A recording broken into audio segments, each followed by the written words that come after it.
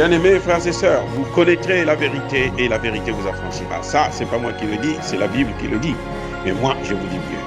Vous connaîtrez la vérité historique, notamment celle de vos ancêtres kémites, et vous aurez une vision globale de ce que c'est que la vraie souveraineté politique. J'ajoute, vous reviendrez à la spiritualité africaine ancestrale et vous comprendrez les enjeux de l'indépendance économique.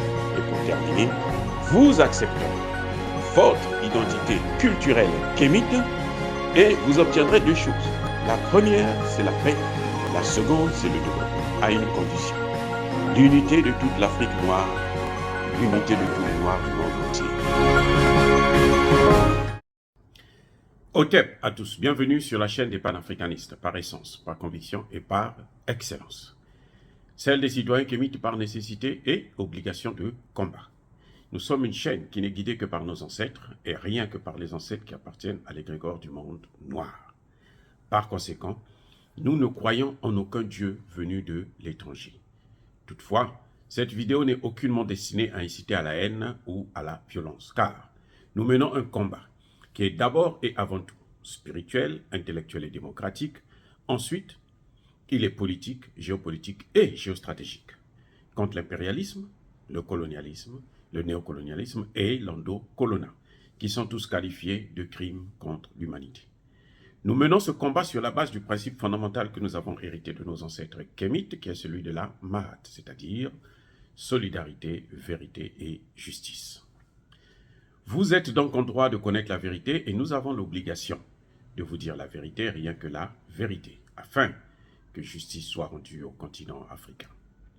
Et ça, c'est notre modeste contribution dans cette noble lutte en faveur de la souveraineté, la dignité, la solidarité et l'unité africaine. Ça, c'est ce que nous appelons le panafricanisme. Bien-aimés frères et sœurs, la France intensifie la pression sur le Tchad. Parce que je vous ai déjà dit dans une vidéo précédente, ce n'est pas que je soutiens Idriss Déby Kaka, mais que je connais les méthodes, et ce sont les méthodes que la France a toujours utilisées. Agiter l'opposition, agiter les rebelles, et puis les envoyer sur le terrain pour agresser un gouvernement, afin que ce gouvernement puisse solliciter l'aide de la France. Et elle vient s'installer, et elle occupe le terrain, et elle commence à partir de là à s'organiser pour déstabiliser les autres pays de la sous-région. Et je vous ai déjà dit que le Tchad est le nœud de l'Afrique centrale. S'ils ont le Tchad, ils ont Centrafrique, ils ont le Cameroun. Et ils feront une bouchée des pays comme le Congo-Brazzaville et les autres. Donc, c'est ça le problème au Tchad. Et nous savons aujourd'hui que Idriss Déby Itno a été tué, assassiné par les sbires français parce qu'il avait cessé de soutenir les rébellions au Centrafrique comme en Guinée équatoriale. Parce qu'il avait refusé de déstabiliser le Cameroun. Et voilà ce qui a causé sa perte. Alors, en ce net moment, ce que les Français sont en train de faire, c'est de faire pression sur Idriss Déby afin qu'il puisse recevoir la force Barkhane, l'essentiel de la force Barkhane, une force au moins de 5000 personnes encore. Donc pour avoir l'œil sur toute l'Afrique centrale. Voilà ce qui se passe exactement. C'est pour ça que la France, vous avez suivi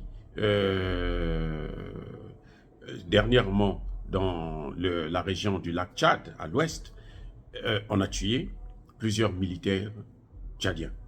C'est encore l'œuvre de la France. Ce sont eux qui sont derrière les rebelles, ce sont eux qui alimentent les rebelles, et ce sont eux, celui qui donne l'argent, et c'est celui-là qui ordonne. Donc c'est pour ça qu'ils le font. Et je ne le dis pas par hasard. Je le dis parce que ce n'est pas la première fois que la France utilise ces méthodes. Vous avez suivi au temps du maréchal Idriss Déby Itno, le père. Il y a eu une histoire qu'on avait appelée l'arche de Zoé, quelque chose de ce genre, où les Français venaient tout le temps d'ailleurs ça continue certainement, mais ils ne se sont pas encore fait rattraper, ils venaient voler des enfants. Des petits-enfants, 1 an, 2 ans, 3 ans, 5 ans. Ils venaient, ils volent des enfants et ils les amènent en Europe. En France ou je ne sais où. Et ce sont des enfants qu'ils utilisent pour faire les essais des vaccins. Ils essaient de voir comment ça réagit.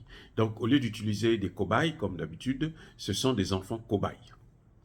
Donc, ils viennent, cette fois-ci, ils ont volé 2000 enfants.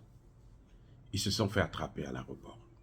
Au moment où ils voulaient embarquer avec les enfants, les gens les ont attrapés. L'armée tchadienne les a attrapés. Idriss Déby, le père, à l'époque, va décider de juger.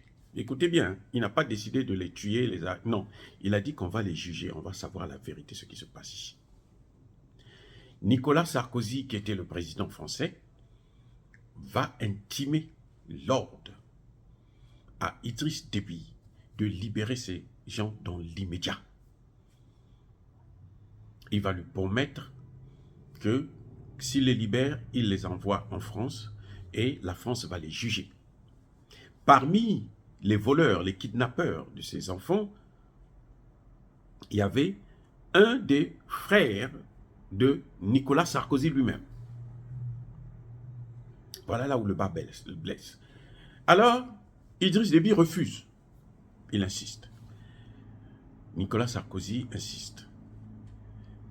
Quelques jours plus tard, Idriss Déby un jour se lève, il est entouré des rebelles au palais présidentiel. Ils entouraient le palais présidentiel. Et Nicolas Sarkozy lui dit, ou je laisse les rebelles rentrer te tuer et puis on s'en va sans trace, ou bien tu me libères ces gens. Et moi je demande aux rebelles de se retirer. Et là, qu'est-ce qui va se passer? Idriss Déby, face à la situation, il va céder. Donc il va libérer ces kidnappeurs d'enfants. 2000 enfants. On va les renvoyer en France. Jusqu'aujourd'hui, ni vus, ni connus. On ne les a jamais jugés, on ne les a jamais arrêtés. Ils n'ont jamais été inquiétés. Donc chaque fois que vous voyez une rébellion se lancer, les rebelles, c'est la France qui les entretient, qui les nourrit, qui leur donne de l'argent. Parce qu'ils sont plus riches même que l'État tchadien. Ils sont plus riches, ils sont très riches. Où est-ce qu'ils trouvent ces CFA? Ils ne viennent pas prendre ça à la Banque centrale. C'est la France qui a la planche à billets des pays africains, des pays francophones. Donc c'est elle qui bat cette monnaie, qui leur donne tranquillement. Et puis ils achètent des armes dans nos villages, dans nos régions. Voilà le problème. Donc quand vous voyez, on a tué une dizaine de soldats. Ils ont raté avec les événements du 20 octobre dernier de descendre Idriss Déby ou bien de lui faire signer les accords. Idriss Déby a résisté et maintenant ce qu'ils font, c'est ça, ils lancent maintenant la rébellion. Et vous allez voir, d'ici là, ça va se multiplier jusqu'à ce qu'ils aient obtenu ce qu'ils veulent ou bien qu'ils mettent le chaos total au Tchad. Voilà l'œuvre de la France. Voilà ce que la France est en train de faire actuellement au Burkina Faso, et plutôt au Tchad. Ce n'est pas des attaques organisées par des rebelles. Non, ces rebelles sont dans les mains des autorités françaises et ce sont eux qui donnent des ordres. Ce sont eux qui organisent les actions qu'ils doivent mener. Et vous allez constater que les rebelles, dans la sous-région, là, ils ont toujours des endroits où ils sont. En ce moment, comme ils contrôlent la Libye, la plupart de ces rebelles sont en Libye. Eh oui, ils sont pour la plupart en Libye. Ils sont au Niger. Parce que là-bas aussi, ce sont eux qui contrôlent le pays. Et voilà ce qui me permet donc de dire que la France est en train de soumettre le président Kaka Idriss Déby sous pression. Ce n'est pas un problème de démocratie, les gars. Ils s'en fichent éperdument de la démocratie chez nous. Qu'il y ait la démocratie ou pas, ce n'est pas leur problème. De toutes les façons, ils ne savent pas ce que c'est que la démocratie. Ce sont eux, ils font ce qu'on appelle la démocratie. Ce sont des démocraties. Ce n'est pas la démocratie.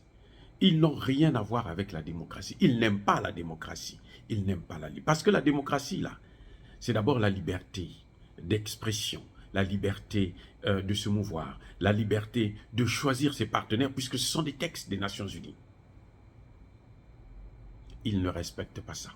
Donc, ils s'en fichent éperdument de la démocratie dans nos pays. Dire cela, c'est inciter à la haine ou à la violence. Non. Vous devrez connaître la vérité. Et c'est ce que je suis en train de vous dire. Nous sommes nombreux à le faire. Donc, continuez à nous suivre. Donnez l'information, partagez l'information pour que le maximum d'Africains puissent comprendre. La situation au Tchad, ce n'est pas un problème de démocratie ou de droits de l'homme. Vous pouvez tuer autant que vous voulez, on s'en fiche éperdument. Ce qui compte pour eux, ce sont leurs intérêts. Et leurs intérêts actuellement, c'est occuper le golfe de Guinée, l'Afrique centrale notamment. Et pour cela, ils ont besoin de la clé du verrou. Et ce verrou s'appelle le Tchad. Si Idriss Déby cède, vous allez voir ce qui va se passer, la catastrophe. Déjà, c'est très difficile pour nous, mais cela, ça va être encore pire. Oh, bien-aimés frères et sœurs, je persiste et je signe. Soyez bénis par le Dieu des Kémites et par nos ancêtres angélisés. Et que tous ceux qui persécutent le continent africain, les Africains et notamment les panafricanistes, tous ceux qui pillent le continent africain et le déstabilisent, qu'ils soient africains, qu'ils soient tchadiens, comme Moussa Faki, ou qu'ils soient leucodermes, comme Emmanuel Macron, ou les autres, ses alliés, qu'ils puissent être foudroyés, qu'ils puissent être écrasés, qu'ils puissent être punis, qu'ils puissent être maudits par le Dieu de nos ancêtres kémites et par nos ancêtres angélisés. J'ai dit et j'assume.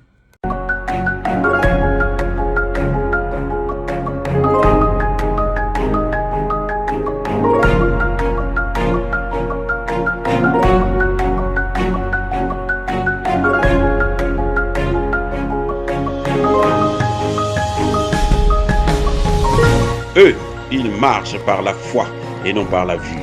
Mais moi, je vous conseille vivement de marcher par la connaissance scientifique et historique, notamment celle de nos ancêtres kémites, par les cinq sens et par l'intelligence. À vous, à Pierre.